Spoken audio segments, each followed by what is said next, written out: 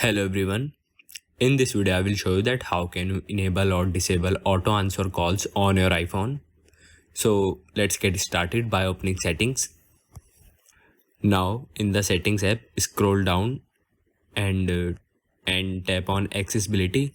Under the accessibility, tap on touch. Now scroll down to the call audio routing and tap on it. Now you may find the option of auto answer calls. Tap on it.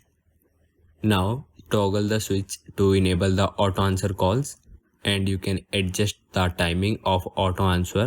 You can tap on add icon to add more seconds and tap on minus icons to reduce the time. Now the auto answer call is enabled, and if you want to disable it, then again tap on auto answer and toggle off this option. Now the auto answer call is disabled.